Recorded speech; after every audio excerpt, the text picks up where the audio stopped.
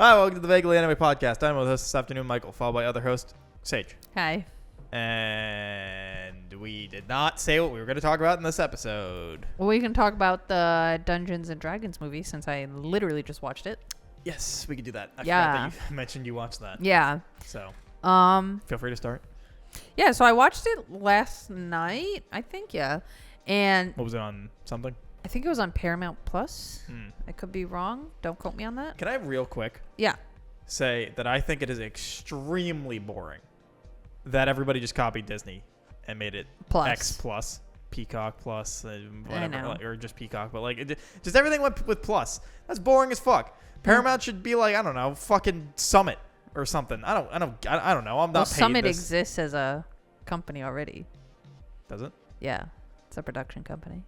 I don't know. You can think of fucking something. I don't goddamn know. South Face.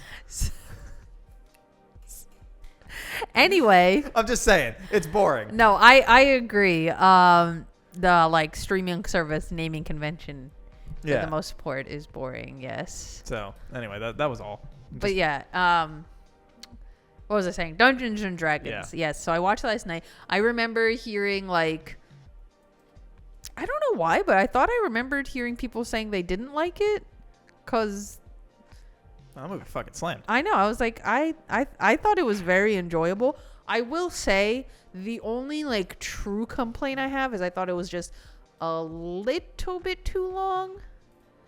It was. How long was this movie again? I think it was like 2 hours. I think it could have been a tight hour 45. I don't even know where the runtime is on the. Oh, there it is. It is 2 hours and 14 minutes. Oh, see, I was right. It is too long. I will say. Apparently, I gave this a 3. Out of 5? Yeah. Oh, I think it's because I literally said it was just a tad boring with how long it was. That's what I was gonna say. Yeah. Is that it just goes on. Like I really enjoyed most of what they were doing, but there was a part of me like halfway through the movie, or a little past halfway, let's say like 2/3 through the movie, where I was like, okay, like we can stop with the shenanigans and like pick up the storytelling beats a little bit faster. Mm-hmm. Just because like the center of the movie really halts Yeah. the momentum of everything else. Yeah. But outside of that, no, I really liked it. I thought it was really fun. I don't play D&D, but it did, from what I know about D&D, it did feel like D&D. D&D. I thought Chris Pine and Michelle Rodriguez. yes, thank you. Oh, I can't ever remember her last name because I always want to say Rodrigo, even though I know that's wrong. You've done that on this Many podcast. times. I don't know what's wrong with me. Who has the last name Rodrigo? Have you ever known anybody to have Rodrigo as their last name? Olivia Rodrigo. Have you ever known 2 people with the last name Rodrigo? I feel like it's a common last name. That's why I always think it's Rodrigo and not Rodriguez. Rodriguez is a much more common name. Anyway, but yeah, I really liked their on-screen chemistry together, and I thought she did great in her delivery as like The barbarian. the like stereotypical like head empty like himbo type. Yeah. So I'm looking at my review of it, which is like, I remember now that one of my, like, it's kind of a nitpick, but like biggest problem with the movie is that like Chris Pine's character, although very charismatic and fun, would have benefited from actually being a bard. Yeah, I don't Like, understand what the bard is supposed to do based on this movie. Yeah, literally in here I wrote like, although very charismatic, Chris Pine's character being an actual bard with magic would have actually helped, since he's essentially just a regular dude with a lute, which was kind of odd having what is essentially a normal human NPC character as a group leader. Oh, I didn't know. Okay, so I was actually so confused because the whole time I thought he was just a regular guy. He is essentially. But then like at the very end he does like something with magic, and I was like, wait, when the fuck did this guy get magic? Like, I thought you were just a guy. Yeah, it's really weird that they have everybody else doing their thing. They have the druid being a druid. They have the sorcerer. I think he's a sorcerer being a sorcerer. They have the barbarian doing barbarian shit. And then they just have normal human man with a lute. And you're like, why did you not make him a magical bard like he should be? It feels odd that he's just regular human man for the most part until he does the one thing. Yeah. And you're like, it just seemed odd, like that they didn't give him any of the bard magic. So as somebody who has very little knowledge on D&D, like everybody else, I could understand who their character archetypes were. Right. But the whole time I was like, okay, so Chris Pine, he's just a guy, which I didn't even mind, right? Like, because I didn't know what a bard really was. So I was like, oh, so he's just a guy, but he's like really smart and clever and like, you know, thinks on his feet kind of a thing. So I was like, I could see how that could be useful, and he could be the team leader with those aspects. Right? It's like Robin being the team leader. Not that he's not very capable, but I'm saying versus people with actual magic powers. Right? But he is the smartest on the team and the most capable of planning. Yeah. So I was like, great, got it. But then at the end of the movie, he did some magic bullshit, and I was like, when did this man get magic? Yeah, it's like, it's fine that he, I don't know. It would be fine and like whatever that you could just be like, yeah, he just doesn't have magic. But like, it just feels odd that he doesn't, because he does things that you would think would be like it would help the story if he just had some magic for base level stuff. Right. Like, he doesn't need to be a level fucking goddamn 20 bard, cast him whatever. Just give him the base like simple shit or the buffs. Like, why not give him the buffing and debuff stats and stuff, like magic things that he could be using throughout the movie? I don't know. It just seemed odd, like an odd choice to make him essentially normal human man. Right. Because, yeah, it's fine if he is, but you're watching a D&D movie. You're not there for normal human NPC man. Right. You're there for the classes to do the classes. So it just felt like an odd choice to have him be a normal guy. Also, at the beginning of the movie, because I was like still getting used to like what was going on within the movie, right? And it's this scene where I guess this is like they were him talking about like, oh, this is how I got to this point, right? While he's trying to get parole or pardoned or whatever. Mm-hmm. And in one of the scenes, it's Chris Pine sitting next to Michelle Rodriguez. And in the scene, I don't know if it was just she was extra pumped up that day, if it was the lighting. She looked so buff. It was like, I was like so impressed and like blown away at how buff her arms were. I was like, damn, these are the buffest arms I've ever seen on literally anyone. Like the whole movie, she just looks so built.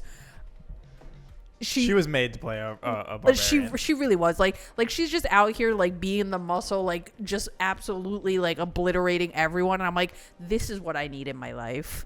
Like, I want her to crush me. Me too.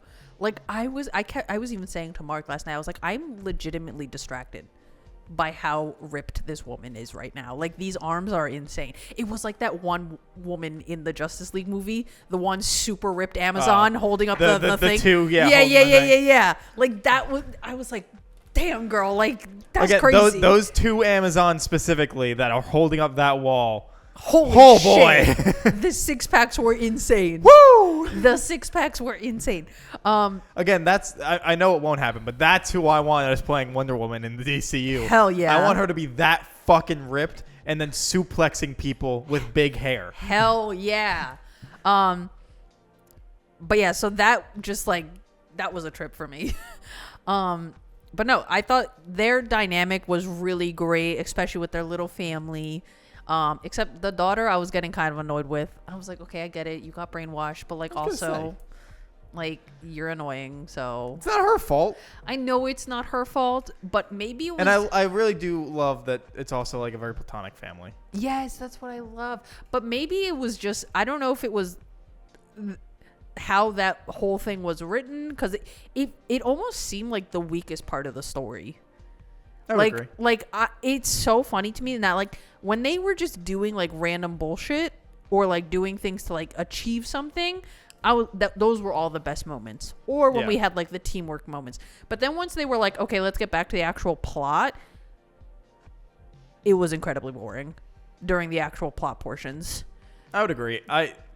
As much fun as the movie is, I think one of my things is like, yeah, it's pretty predictable plot wise, and it could have benefited from being a little more jokey at times. Really, I feel like sometimes they did too many jokes. I don't know if that was just me. This is also from over a year ago, so That's I don't know valid. if my opinions would change if I Right. watched it today. But I did say that there are great gadgets, spell usages, and the final fight's really good. Yeah. And there are a lot of pretty funny jokes that actually land. Also, the bit, which apparently was not planned, but the when the warlock, like when they're on the beach and they're like, we don't need you anymore, and he's like, okay. Oh, he just walks And he away? just keeps walking into the distance. Apparently, they called cut, but he didn't stop because he didn't hear them. That's so funny. he just kept going, and so you just for the rest of the scene watch these people talking while he just walks straight away. That's really funny. And again, this goes to the fact that so many moments in that game or in that movie feel like a DM describing a game to players, Right. because it just feels like he walks off. And no other. So it's just Yeah, now he's you're getting just the going. visual of it, so you just watch him go Yeah, away. yeah. Or when the fucking goddamn Tengu, whatever the fuck he is, I forget what the hell the race of that bird is when he's explaining. Oh, his way out. yeah. But it like Jonathan? Jonathan. He walks in and it feels immensely like one of your players going, "Hey, what's the name of that guy?" Yeah, yeah. And the DM going, Oh. Jonathan. And they're like, oh, I love Jonathan. We're interacting with Jonathan. So like it feels very much like at times a D&D game, which is funny because originally I remember that was how this game was pitched, or this movie was pitched. Mm-hmm. Which maybe I'm making that up, but I feel like I remembered it being something like where it is actually people playing the game and then you just go in and watch what's actually happening. It's how I remember this movie being pitched. Maybe I made that up, but like it very much felt like that, where you can feel somebody actually like pulling the strings. well, And I think it's character influence. I think they do a really good job balancing that, because there are certain times where you're fully immersed with what's going on in the scene. But then when something like goofy happens, right, where it just feels like unnatural and the characters are like, wait, what the fuck? Right? Like you can feel that it's like, oh, this is how the person who's like sitting at the table is like, wait, what's going on? Yeah. You know, like I really like that balance. They did a very good job portraying that without being obviously like, oh, zoom out, here's a person sitting Yeah. at the table kind of thing. Like and maybe that wasn't their intention, but like it very much just it felt like that was the vibe. Yeah. Was literally just you're watching the player characters sense of what is actually happening in the above sphere, which was really fun. Yeah. I really liked the shapeshifter. Shoot, the one that turns into different animals. Oh, the druid. Yeah. Yeah, the tiefling, Yeah. which is funny because everybody was like, "Why the fuck does she have normal skin?" And you're like, "Tieflings can have normal skin. They don't have to be fucking red." Is she not supposed to have normal skin? So a lot of people Maybe that's why they gave her the red hair. describe tieflings as like red skin, purple skin, like Oh, gotcha. various colors. Technically, via lore, tieflings actually only have like basic human skin palette and then like white, like albino white, Yeah. pure white and the pure black. Gotcha. But everybody says that's boring, so they make them any color of the rainbow they want. Gotcha. But I thought it was funny because people were like, why the fuck does she just look like a regular person? You wouldn't know she's a tiefling. And it's like, that's how tieflings are supposed to look, technically. That's just boring, so nobody does that. Right. Like any tiefling I've ever played has been like a wine red or like an ostentatious color or something. Yeah. But yeah, I like the whole sequence with her like running away, starting off as the fly and then, so on and so forth. I thought that was really good. Like they do things that are really well executed. Yeah. And whoever was coming up with these concepts for like, okay, this is what they're going to do for like this little mini mission, if you will. Right. Like great applause, especially like even the opening location of them in prison in that like just ice Yeah. like Hellscape. like even that great location, like they had really good locations. Yeah. Like you could tell they put all their budget. They were like, okay, this is how much money we have and we're going to use every single penny of it and we're going to do the absolute most that we can Yeah. with this money. Because you know sometimes you like watch a movie with a big budget and you're like, okay, but what did you spend your money on? Yeah. Because we're in 3 rooms the entire movie. Right. You know what I mean? Yeah. They were like, no, we have this budget and we are going to use it. Yeah. I was actually shocked at how many locations we went within just this one movie Yeah. because it was a lot. Like there was a lot going on. I did remember people being annoying, as the internet is, where they're like, specifically that chase scene, where they're like, how the fuck does she have so many casts of polymorph or wild shape?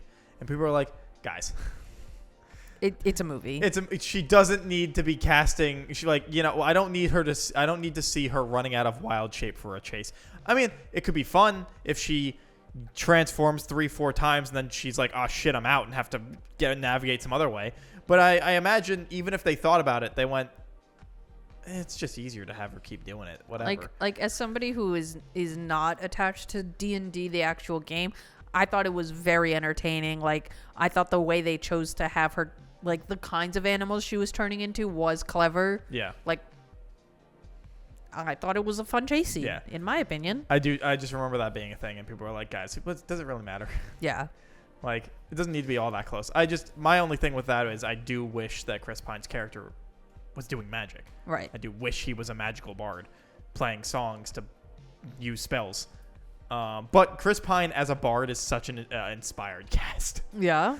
I think he's fantastic because he's just so charismatic. Oh yeah, no, I mean he is great. I really think him and Michelle Rodriguez really carry the movie. Like their energy on screen and like not only their dynamic with each other but the rest of like the group, you know, is really good. I think both of them almost nail like I would say 95% of their jokes. Mm-hmm. Like my eyes were really glued to them. Yeah. You know, like I was really paying attention to them because I think they both just did a great job. Yeah, and then it's Justice Smith. Yeah. And Who I almost feel bad for Justice Smith because I'm like, can someone in Hollywood give this man any other role to play? Because he's played the same character for almost 10 years now. Like we can stop typecasting him. Yeah, like that's he not how doesn't typecasting works. he doesn't need to be the awkward, doesn't know how to interact with females teenager because the man is almost 30. Right. Like, and he looks almost 30 in this movie. Right. So it just feels a little bit weird because the shapeshifter druid looks like she's in her early 20s, so she looks much younger just 'cause visually. she's the girl from It, isn't she? Mm-hmm. Yeah. Sophia Like Willis. on screen, like he seems like a nice guy TM. And I don't love that personally. Nice guy TM. You know what I mean? Like he's like, "Oh, you don't remember me? I courted you." And then he's just trying to get with her the whole movie, and I'm like, by the end of the movie, I was like, I don't understand what you like about him. Like, I don't see any chemistry here. Why are you giving him that shy smile? Stop it. Because no one else was courting her. So she's taking what she can get. Barf. Barf. You can do better. Yeah, no, I remember really liking the movie. I remember it being really pretty. I hope it gets more. I forget if we got that confirmed or not. Oh, I also really liked Hugh Grant. I thought he was really funny. Especially, like... I love when Hugh Grant flips a coin and ends up on... He'll be fun. Yeah, like he just... Like, I think he just really went for it, and he was like, you know what? Smarmy douchebag role, let's just go whole hog. Like, he really committed, and it really works. Yeah. Like, but it's so casual, too, where he's just like, this tea is scalding hot. Like, really, it is. Yeah. You know? Like, he's so casual about it. Hugh Grant is so fun at times. There is no anything about a sequel yet, Sad. which is stupid, wild, because like it made so much money. Yeah. But It was a really fun movie. Although Yeah. I heard the reason why there might not be a sequel, like at least when it came out, because it was going up against, apparently in the box office, up against the Super Mario Bros. Movie and John Wick 4. okay, this also feels like you should just fucking schedule your movies better. Yeah. Just if something gets announced, maybe be like, we're gonna push back a month. Yeah.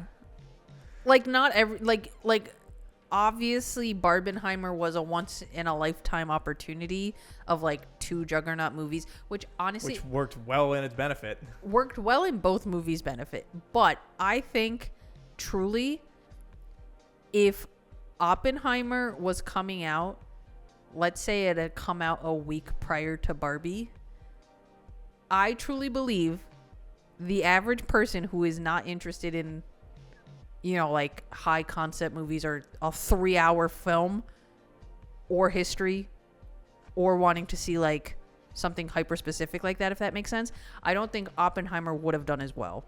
You think that it did as well because of people that were willing to do the double feature? I think the meme, one, helped give it more exposure because Barbie was already on like People's radar. a mega wave of like press and ads and stuff, whereas like Oppenheimer outside of memes was much more smaller scale originally, and then once the memes kind of grew, they were like, oh, like we gotta get the ads out there, Right.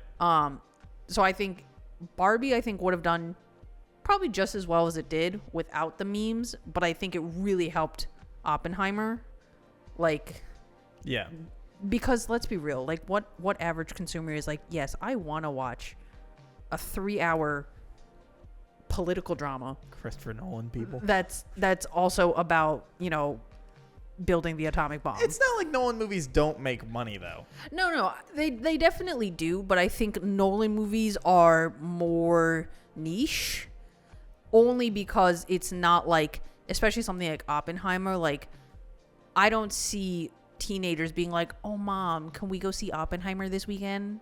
Right. Yeah. Like you're Did you do the Barbenheimer experience? No, I didn't. Oh. I was gonna say, because I remember when we did it, we were debating which one do you do first, and we were like, well, technically it's Barbenheimer, so you do Barbie Oppenheimer first. And I remember Eamon being like, we can't do that. We're not gonna. That movie's gonna be so heavy. We need to start with our Oppenheimer, and so we're I like, was okay. gonna say, wouldn't you rather end on the nice note for So Barbie? watched Oppenheimer, and literally all of us when we walked out went, no, wait.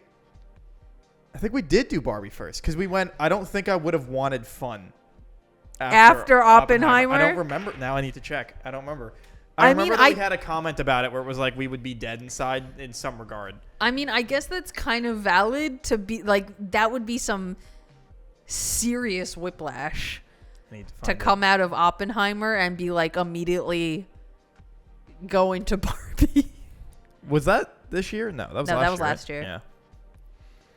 All right, hold on. I need to get. But yeah, no, I remember like we made a joke about like the whiplash of like what this could have been. I feel like if I had done the double feature, I would have done Oppenheimer and then Barbie. It was Barbie first. Wow. Because yeah, no, specifically because we went, I don't think I'll want to watch something so upbeat after being destroyed. Yeah. And so we went with Barbie first. Yeah. And I think that was right because I walked out of that movie going, I can't. I would have not liked Barbie as much if I watched this and then went into Barbie. Yeah. That's valid. Yeah. I'm very happy I watched this before Oppenheimer. Yeah. Yep. I feel like Oppenheimer is something I missed, like I probably should have seen in cinemas. Yeah. But like I go to like maybe 2 movies in a year.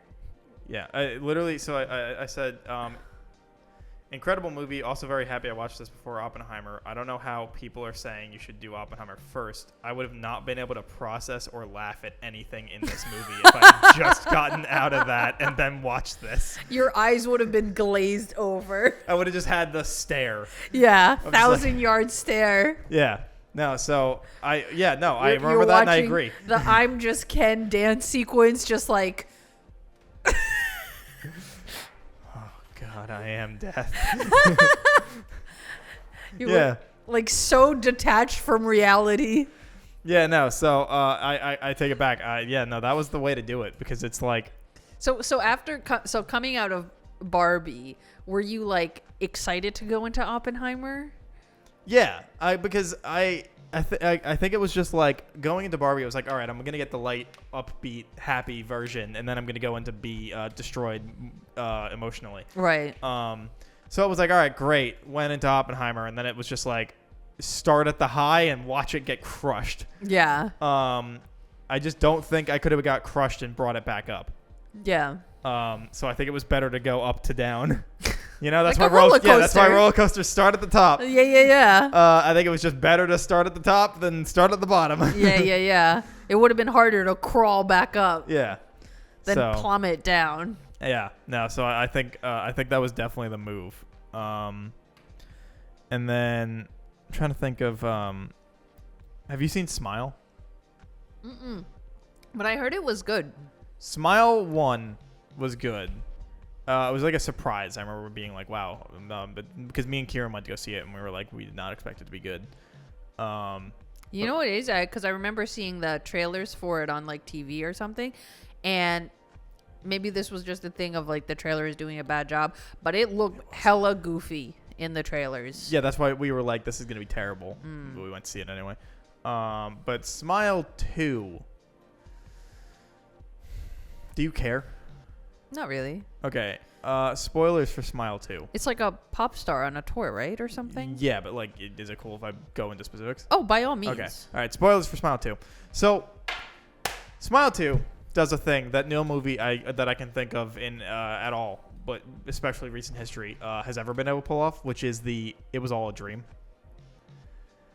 So, It was all a dream. you're watching this movie. She gets cursed with the smile demon. And there is a point in this movie that I am guessing where it becomes the dream. I don't actually know. But she's like in her dressing room and she's in a outfit that's she's about like supposed to be using to go on stage and perform in front of all the people. Right. But she has a scar from like an accident that happened, whatever. She brings up in the dressing room to like her agent and whatever that she's like, I can't wear this. They're like, why not? It looks wonderful. And they're like, show them, points the light at her, and you can see the scar through like the way the mesh sits on her, Right. on her stomach. And she's like, I'm hideous. And they're like, what the fuck are you talking about? And anyway, she doesn't like the scar. So that dress, I am guessing what becomes a dream is all after that. Because as the movie progresses, more and more stuff happens. She meets other characters and like the plot's going. And then she's like, oh, well, maybe I can get rid of the demon. Who knows? Whatever. And she's doing rehearsals for the concert in a different outfit. Because clearly she got what she wanted. She wanted a different outfit. And so they did that. And like the movie keeps going, things start getting worse. She like kills a bunch of people, including like her mom and whatever. And then so she finally like agrees to go do this thing where like she has to die to kill the smile demon. And so Right. she's like, fine, I've done so many terrible things. We got to do it now. Right. And then she like goes to do this, and the demon's like, why would you think that would work? Nothing that you're seeing is real. And then she's like, what the fuck do you mean? And then she like blinks, and she's like in a thing, and it opens, and she's on stage in that outfit Right. that like said she didn't want to be in, and is in front of all the people about to perform her concert, and everybody that was dead is now alive. And you spend like that happens in like the first like 20 minutes of the movie, maybe 30. So the rest of the movie is apparently not real. And then you go, and it was just all in her head trying to fight the thing, but it was all failing, actually. And then she's now on stage in front of all these people, and then it kills herself and makes it infect everybody in the stadium. I see. And look, the movie is very pretty. It has some fantastic shot composition. And the songs are pretty good. Also, I guess times were tough. Times went really well, but also badly after Lemonade Mouth. because it's the girl from Yeah, Lemonade yeah, Mouth. yeah. She's a fantastic actress. She acts the shit out of that movie. Like, she is phenomenal. I also remember liking her in the Charlie's Angels reboot. I forgot she was in that. Yeah, I mean, the movie is not great, but I do remember thinking that I liked her She's a lot. Jasmine in the live action Aladdin, right? I never watched that movie, but I isn't think she Jasmine? is Jasmine. Yeah.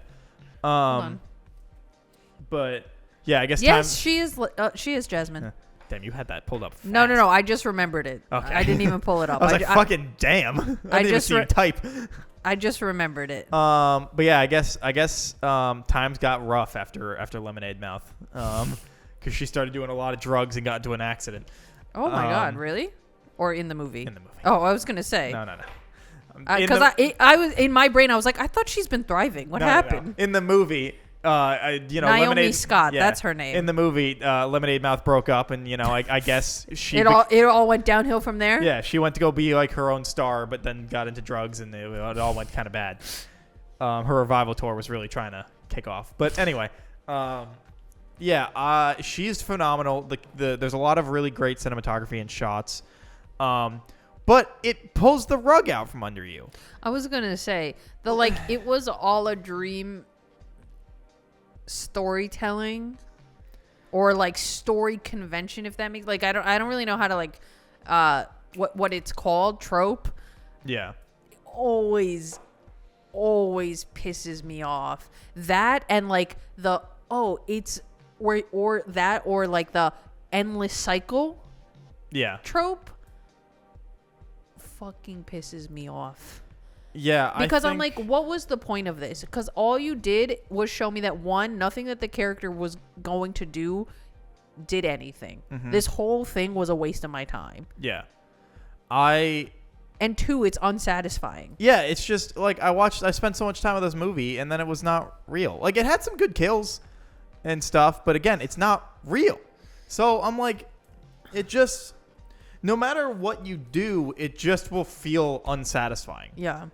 Because you just pulled everything that happened away. So it just feels like whatever. The only movie I can think of that does the loop, or only story in media that I can think of that does the loop well, is spoilers. Please do not let me ruin this. I will put a timestamp in for video users. Alan Wake 2. It's a video game. Oh, Alan Wake series. I have no idea what you're talking about. There's Alan Wake Control and Alan Wake 2. Sure. And then they're making more. It's Anthony's favorite video game franchise in the world. I played through it with him. The only thing to ever do the loop thing correctly is Alan Wake 2, because the entire time Alan is stuck in a loop of him in this place, and he's trying to escape it, but he keeps having to write himself out of it. But it has to make sense. So if it doesn't make sense, it restarts. Gotcha. And he's been doing this for 13 years. Damn. And so you get to the end of the game. So you play as him doing the thing. Yeah, you're him playing out the scenario. And it's kind of really hard to explain, but yeah. Boiling it down to simplest. Yeah. Sorry. But the end of the game is you essentially escape, and then Alan gets shot. But there's reasons behind everything. But Alan takes in the bad guy into himself, and is and there's the secondary character, and he's like, shoot me, just do it, and gets shot.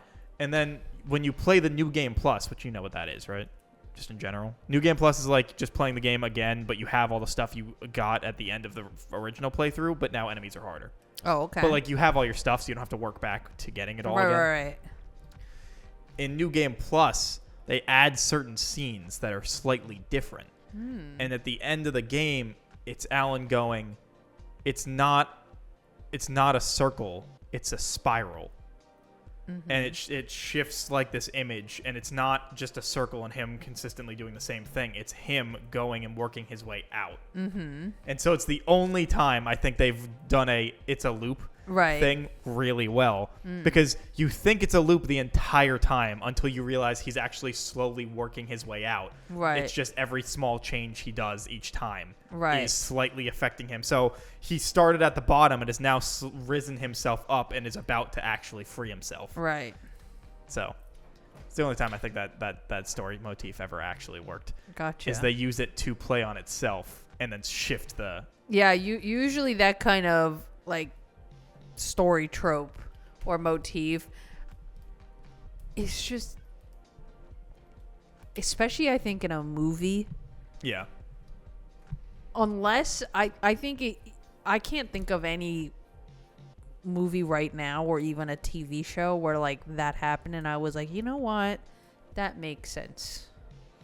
I think if Alan Wake was a movie, it could pull it off if it did because it kind of is like the way they tell the story, but also it's long, so who knows if they could actually condense it down. But I feel like him being like it's a spiral, right? Yeah. I feel like that is justification enough in that, like, yes, actual progress is happening. Yeah, but you don't know that till the end. Right, but I still think that's a satisfying ending. Gotcha. Because even though, yes, you're going in circles, you're still making progress, as opposed to like the time loop or it was all a dream. Right. But have you seen Looper? I don't think so.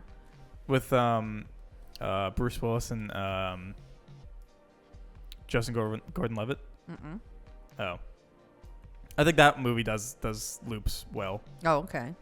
I've not seen it, so. But I'm saying, like, usually, like, with it was all a dream or a time loop scenario. Like, the reason why I find it unsatisfying is I'm like, why the fuck did I just sit through all this then? Yeah. Like, you know what I mean? Like, Yeah. because then I know in the context of what I'm watching, the character who I was rooting for just went through all this bullshit for it to be essentially meaningless. Yeah, I mean that's how I felt with Smile 2. It was just like, well, then why was I here for another hour 10 after all of that? I get it. Sometimes a story, like, I don't always need there to be a resolution or a happy ending to a story. Yeah. Like, Gone Girl does not have a happy ending. God, that movie fucks though. But that movie fucks, okay? Like, Nick is essentially trapped for the rest of his life with this devious woman and their devil baby, right? Yeah. Like, that is not a happy ending in the context of the movie. No. But you feel satisfied as fuck. Yeah. You know? Yeah, no, it's... Like, imagine Gone Girl happen, and then instead of it being like, oh, we find Amy or whatever, Nick wakes up on that morning of their anniversary and it was like, oh, that was a crazy dream. Right. Like, Yeah. that would be so annoying. Yeah, no, I agree. It's just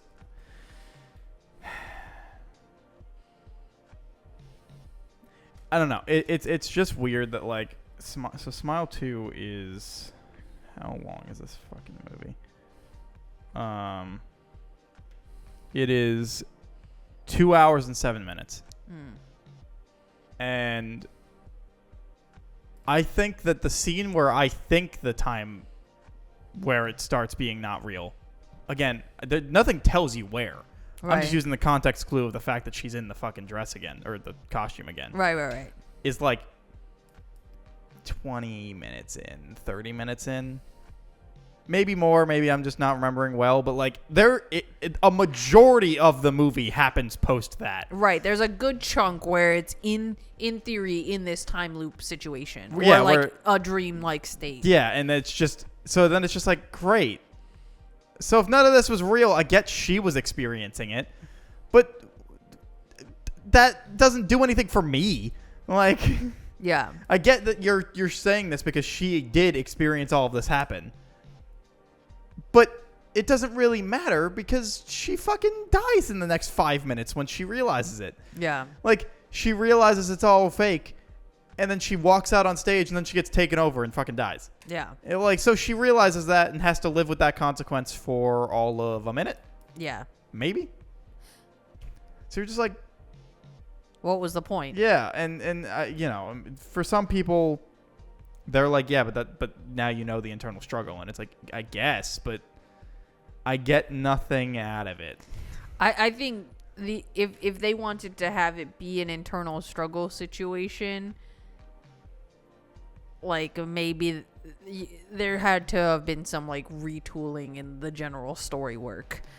Yeah, because like it constantly they do bring up times where they're like, hey, it's like, how do you know what's real and what's not real? Right. But like in the last movie, it was never that extreme. Right. And even if you want to take the last movie out of the equation, it still just feels like you're... And in the first Smile movie, I assume everything that's happening does actually happen. Yeah, like once she because obviously the like whole point all is the that you kills are are seeing permanent, stuff. But kind yeah, of a as thing? far as I remember, everything is permanent. And then she goes to a fucking house and tries to kill it there, and just doesn't. Because work. that's the difference. Like what you're saying now is that she goes through all of this in her brain, but then everyone who died in her brain is alive. Like who cares? Yeah, well, and then I guess the point is like, oh well, now they're all infected with the smile demon thing. But then Right. you're like, Yeah. like. But the movie's over now, so who cares? Yeah, it's not like I'm watching all of them kill themselves. That doesn't happen for another 2 weeks or whatever, or 7 days. But you know, it's like if this was a TV show and that was the pilot, that maybe could have been okay. Right. And then you get to explore each character. Yeah, But it's a movie. Yeah, or you just get to watch like the wave of everybody dying in front of other people. Right, but it's a movie. Yeah. So you got to get shit done. Yeah, I don't know. Look, if you like the movie, great. I'm happy for you. I gave it a 3. Like I'm not like saying it was terrible. There was a lot of good things about it. It's just rug pulls are never satisfying. Yeah. Maybe you're like, well, they kept hinting that it could have all been in her head, but that's not the point. Even if they explicitly said that this is all in your head fucking an hour ago, and they're like, hey, everything you've been experiencing is all a lie, and we still watch the movie, But- it's still not fun. Wait, let me ask you this then. So when they are saying that this is in your head, was there ever a situation where it's like there's a way to come out of your own head, if that makes sense? And she kept thinking she was and wasn't. But you know what I'm saying? Like, you know how like in Nightmare on Elm Street, because it's all within a dream? Right. But you can still take yourself out of the dream and then be back in the real world. Well, she was in it the whole time, so. But I'm saying, like, was there ever any kind of suggestion within the context of the movie that she could do that? Well, Or within the context does of the it movie, play out as like almost like an internal screening of what is in her brain? within the context of the movie, a character is like, you're gonna keep seeing shit that you don't know what's real and what's not real. Mm-hmm. But that all happens after that scene that I keep talking about. Right. So, as far as she thinks, which is what the audience then is led to think, is that she is seeing things but constantly shaking it off and being in the real world. She's always in the real world. She's just seeing shit. Right. Okay. But once the demon at the very end is like, none of this is real. And then it goes out. It's that none of it was ever real. So she was always, for the most part, in the fucking dream, and she couldn't have known that. Right. And so thus couldn't have gotten out, presumably. Gotcha. So, Yeah, that seems annoying. Not gonna lie. yeah. I feel like with stuff like that, like Happy Death Day, because we know it's a loop almost right away, I never got around to seeing that movie. I did hear it was like kind of fun, though. it is kind of fun. And I don't think that's considered a spoiler because it's kind of the premise of the movie. I was going to say, it wasn't It's like that Groundhog Day, I was gonna but, say, that you was know. every trailer. Yeah. Oh, it was her dying and her walking naked. That's all I remember about those trailers. yeah. Because I was like, damn, I should see that movie. But yeah, like that kind of loop is fun because we, the audience, also know it's a loop, right? Yeah. And then we get to see Tree be like, okay, this is a loop. This is exactly what's going to happen. So I'm going to like play the system here, right? Because I know everything that's going to happen today. Yeah. Right? That's fun. That's kitschy. Right. Rug pull, not fun. Yeah. Unsatisfying. I will say, I do think that people would probably have more fun with this movie if they're also better at handling cringe.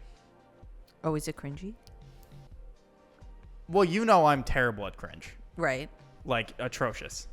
Can't handle it at all. Yeah. I feel like you have a very low cringe meter. I can't watch The Office. I can withstand like unbelievable amount of cringe. Yeah, I can't. But I can't stand cringe in real life. Is that weird?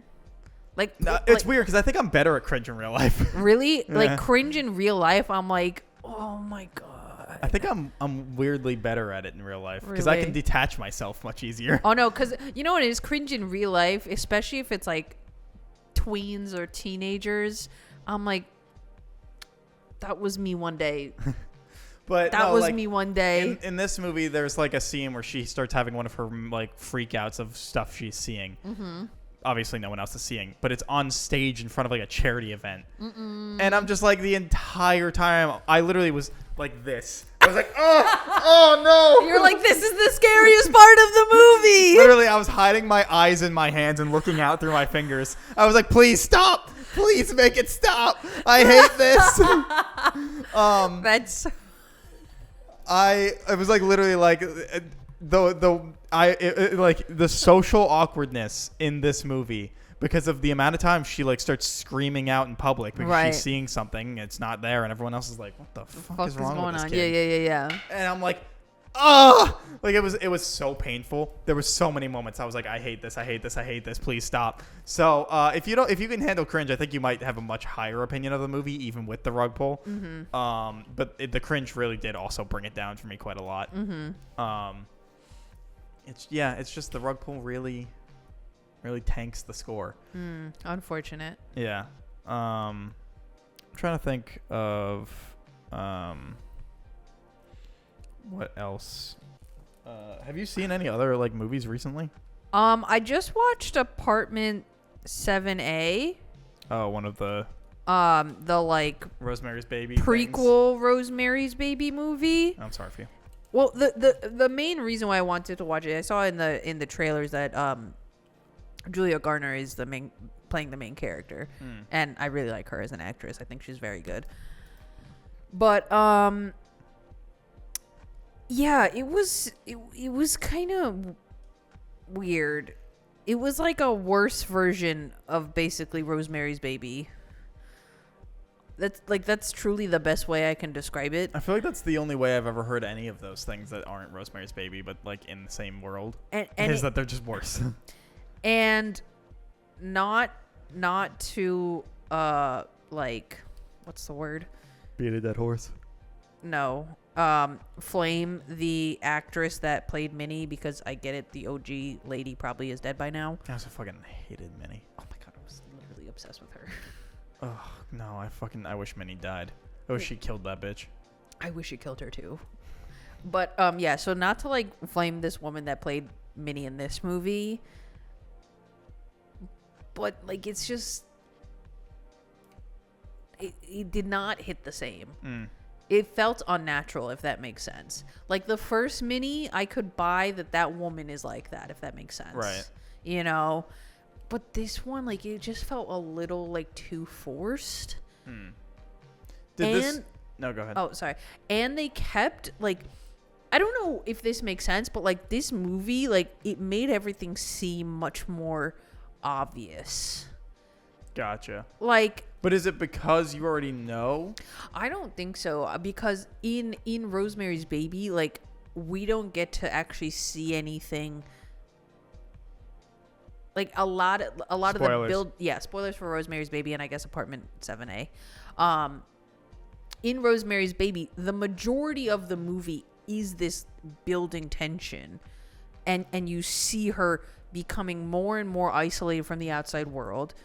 You see her the suggestiveness and overbearingness of Minnie and I don't remember the husband's name now. Does the Apartment prequel movie explain how he was in the cult? Just out of curiosity.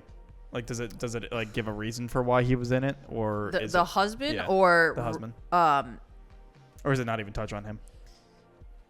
Sorry, just to clarify, Roman, that's Minnie's husband's name. Oh, the no, older no, couple. no. I mean Rosemary's husband. Because in the movie, it doesn't really explain when he joined.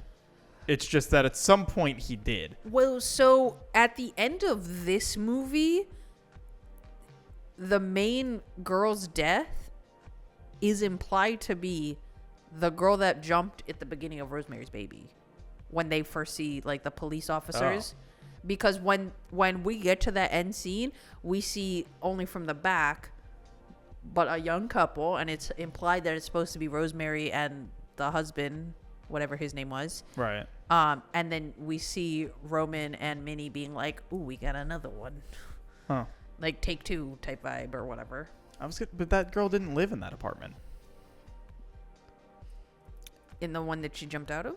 She didn't live in their apartment. She lived with Minnie and No, she lived Roman. in 7A. No.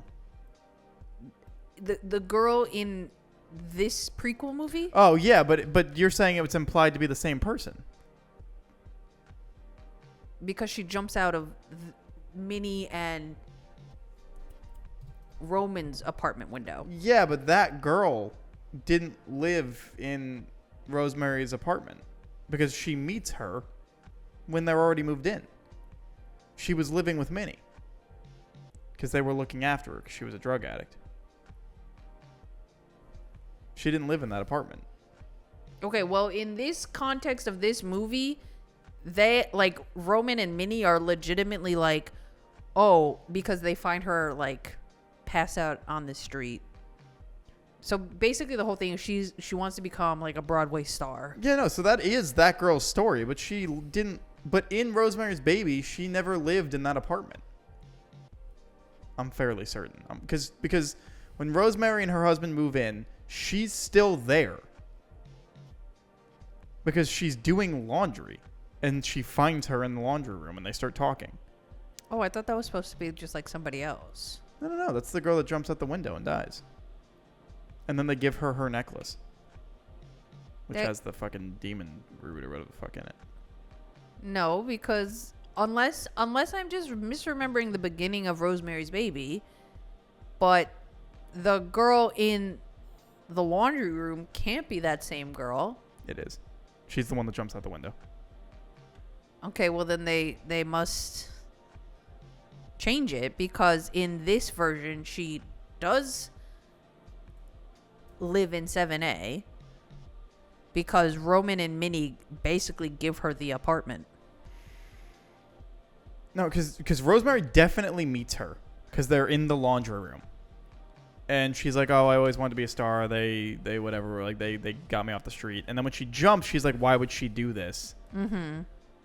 Hold on. I'm so certain. I mean, I could also be wrong. So, Rosemary's Baby.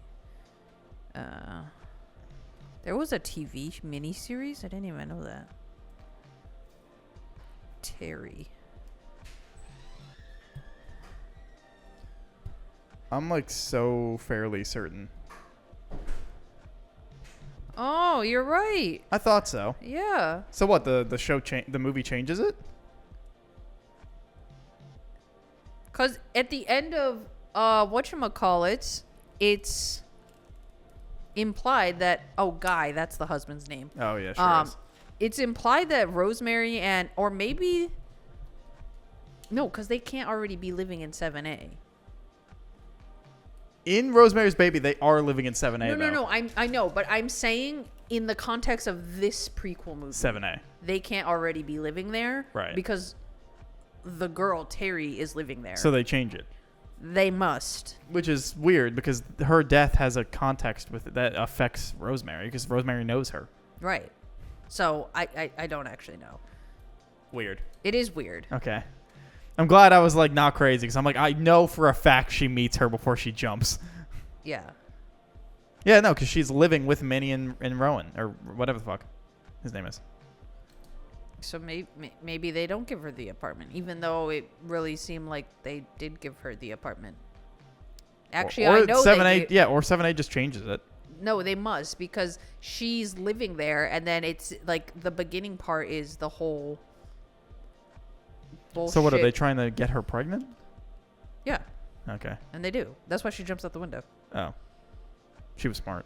Well, this is what I mean by the film. Like, they make it more obvious, because in Rosemary's Baby, there's a lot less, like, supernatural spooky shit going on. Right. It's more just like, wow, everyone is really weird and you should leave, right? Yeah. And that's what's building this tension, because this poor woman is just getting like gaslit Yeah. to the, whatever. But in this one, like, that like trope now where it'll be like, oh, I see something in the reflection that's like spooky, but it's kind of like cheap. Yeah. So they do that in this one. And then like the demon baby does not like has magic powers that does not allow itself to get harmed. So she tries to go and get an abortion. And then instead she like kicks the woman, and it like kills this random woman, giving her a backstreet abortion. So the demon baby has like supernatural powers within the womb. Which I'm like, I don't know why we... It could do that, but it couldn't stop her from jumping. That's what I'm saying. She was smart, at least. At least she was like, I'm not bringing this into the world. Yeah. But Well, that's because some guy was like, oh, if that baby is born, like, the whole world as we know it will cease to exist. Like, they were just way more dramatic about Right. it, if that makes sense. Like, in Rosemary's Baby, like, yes, we know that they're, like, cultists and, like, this is their plan. right. But in this one, it's much more like, no, they're so for real. Gotcha. And everything they're doing is real. right. You know what I mean? Yeah. Because in Rosemary's Baby, isn't the baby just a normal baby? No. Oh, it is weird? Mm-hmm. Oh, okay. Yeah, it's a demon baby. They don't ever show it, but they Oh, they, okay, they, okay, they okay. describe it. Yeah. Gotcha. But yeah, Rosemary's Baby, incredible movie. Yeah. Everything that's ever tried to add to it, terrible. Yeah, here's So I how hear. I'm judging it. Rosemary's Baby, I had an actual nightmare about that movie the night after I watched that movie, which is how I know it was creepy and impactful. Uh-huh. This movie, not a second thought. Right. Although I did think Julia Garner was good in it. She Hmm. is a very talented actress, but kind of unfortunate. Right. And I did think she had this one hairstyle that was really cute with these little full bangs and like a half up, half down. It was really cute. Also, before we end today, I will also mention that I did manage to go see Wild Robot and Transformers 1. How was it? Wild Robot, fantastic. So I've Absolutely heard. incredible movie. Everyone, please go see it. And Transformers 1, also really fun. Its biggest detractor is, I would argue, the A-list voice cast. B, some of the lines are stupid. Like some of the dialogue is just terribly written. And C, it has the worst heel turn ever. But like everything else, like most of the story, most of the dialogue, and the animation is fantastic. Like, and the final fight scene's incredible. Like, there's a lot of really good shit going on in that movie. It's insane how terrible they marketed that movie. Because I remember seeing that trailer a billion times and thinking, this looks like the fucking worst movie, most cliche bullshit, turn your brain off, like kids don't need to think movie ever. The way they marketed that movie is as if it did not have a plot. The way they marketed it was that it was a That's how generic child movie that Yeah. nobody cared to try on. Yeah. And it's not that, which is great.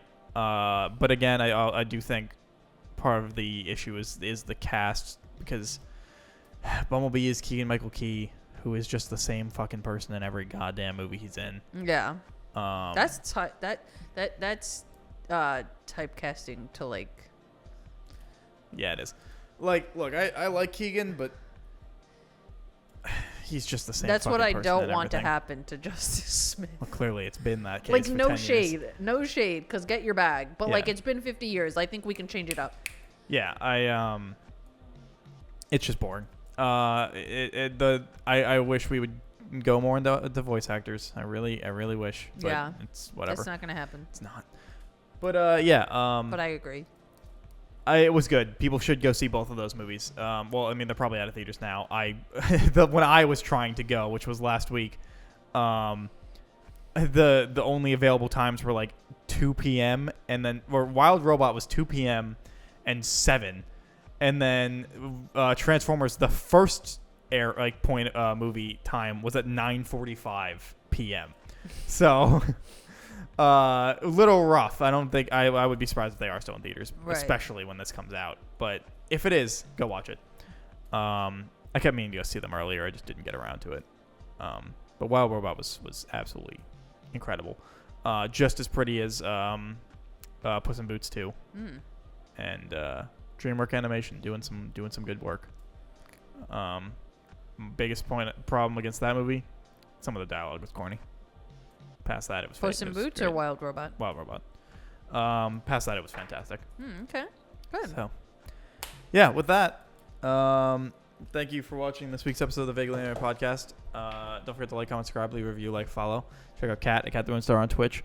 You have 4 weeks to watch. A Place Further Than the Universe. It's only 13 episodes, nice and quick. What's it on? Crunchyroll. Crunchyroll, which, boy, has some stuff going on with it. What do you mean? Oh, apparently they were opening some dude's mail for 5 years and then not sending it to him and stealing all of it. Crunchyroll? Uh-huh. Like So they the just committed- company? They committed 5 years worth of mail fraud. Yikes. So, among other shitty things Crunchyroll does, they upset the mail service, so that's not going to go very well. Oh my goodness. But yeah, so we'll see you guys next week for whatever it is we talk about. Bye. Bye.